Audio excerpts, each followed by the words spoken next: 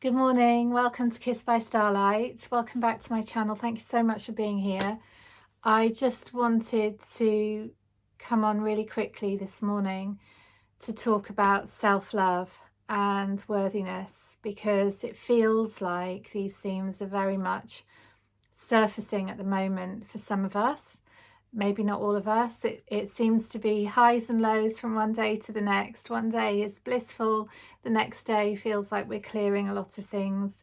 Perhaps some of it is really old, deeply buried things that we haven't looked at for a long time or thought we'd cleared, and we probably have, and it's probably, you know, in many ways sometimes it can be showing us how much work we've done and how far we've come, and in other times it can be that there's just that last little bit that you're now ready to really look at and to allow to be free, to free yourself of, basically.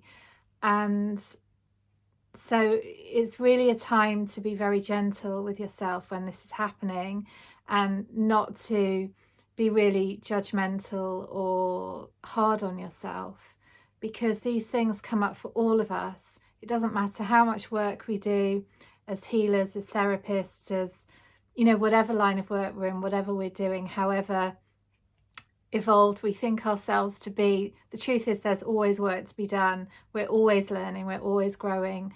And how else can we get to know and understand ourselves if not through the medium of relationships and relationship with self? And most, if not all, of our relationships in our life serve as a beautiful mirror, a kind of portal to show us things about ourselves, about each other, and really, if we use that wisely, we can really help ourselves grow and understand ourselves at a soul level, at a heart level, which is what we're being asked to do in this time, in this age of the new earth and all that we're building together. So what I felt really guided to do yesterday, when I was going through my own process of experiencing some feelings and some emotions and some sort of themes around worthiness and themes around what I feel about myself and how I carry myself and how I allow that to carry into my life with other people, which again is really valid, important work for us to be doing and considering. You know, it might be that we need to set boundaries. There might be lots and lots of different reasons why, and it'll be different for everybody. So you will know your own process, but the only way we're really going to know and understand is to look and dive deeply into those emotions, into those feelings, and really look at them, really be prepared to feel them. And I know I've talked about this before, so I'm not going to go too much into the process of that, but I felt really guided to write a love letter to myself, which is not something I've ever done before, really, not properly. And I just channeled it. I just literally allowed, I basically connected to my higher self, and then I just allowed my pen to just write without thinking, without engaging my head. I just allowed myself to write. And I wonder if this is something you might feel called to do within your own practice, within your own life, within your day-to-day journaling or questioning or pulling cards in the morning, whatever your own sacred practice is. Perhaps you might feel guided to do something like this, and I can really recommend it.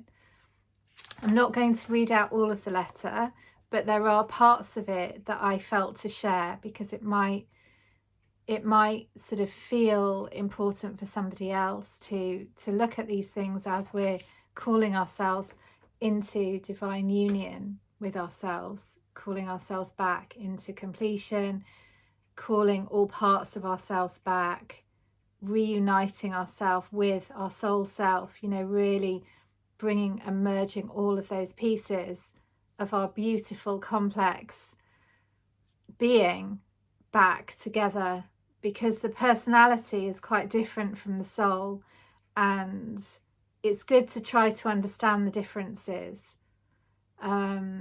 and understand where the personality can limit us sometimes and can be working from all kinds of different programming and different conditioning or things, both shadow and light, working from those places, whereas the soul is always working for the highest good.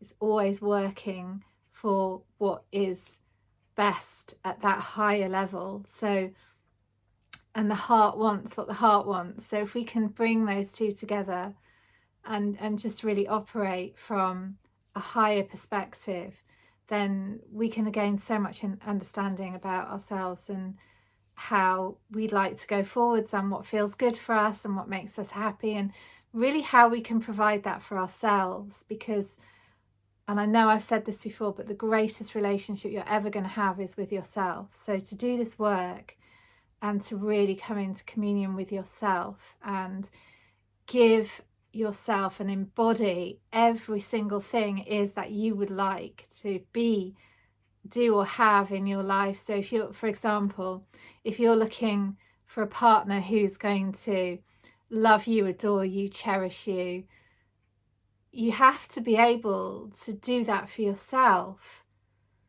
And in doing that for yourself, it's showing and teaching everybody else how to treat you and how you would like to be treated and how you deserve to be treated. And it's about really bringing those things into being. So I'm just going to look at what I wrote and pick out a few bits just to highlight some of the themes that came in. Now is the time to rest deeply in the knowledge that you are love, and you do not need to search for it outside of yourself. Yes, you enjoy the feeling of touch, of kindness, of attention, and you deserve it. But these things must stem from your own loving and peaceful heart. Do not go and search for something you can find in the depths of your own being. Be love anyway, right here and right now. Trust in your growing ability to be yourself, to express yourself and your truth, however different you may feel or have been told that you are. For really, there is no one but you here. All is but an illusion and a mirror to tempt you and show you the divine within yourself. For how else will you know yourself truly, madly, deeply? Nourish your heart with the words you'd like to hear, with the tenderness you'd like to feel, and with the embrace you long to receive. Come into marriage with your soul. Call it back from every far-off place and experience divine union in this body, in this lifetime. Let your body feel loved, cherished, adored. Let it feel your love as you gaze upon it with true tenderness and compassion for all you see there, despite all perceived flaws and all. For in truth it is perfect, and it carries you endlessly from one corner of the world to the next at a moment's notice. But most of all, dear heart, be sure never to abandon yourself for love, for this is not true love, and true love will not ask this of you. It is an unhappy chase and a lost race. There is only one loser, and that is you in this game. No winners. Come back to yourself over and over again, 1,000,000 times if you need to. Let not neediness drive your hunt. Let fullness be your experience. Let generosity give of your heart in all ways. An open heart is a rare and beautiful gem. It is a prize to be treasured and a gift to yourself and indeed others. Possibly the best gift you could ever give yourself. Today, in every moment, come back to love. In every doubt, shine light on love. In every fear, call in the greatest love of all to reside here permanently. And try again. Embrace your inner royalty and command your own respect. Dignity, grace, and receiving in divine timing can be yours now and always. Let yourself open your hands, heart and mind to receive. Build, dream and grow your love into epic proportions. Walk tall and proudly with the confidence, power and courage as the king and queen that you truly are. And so shall it be.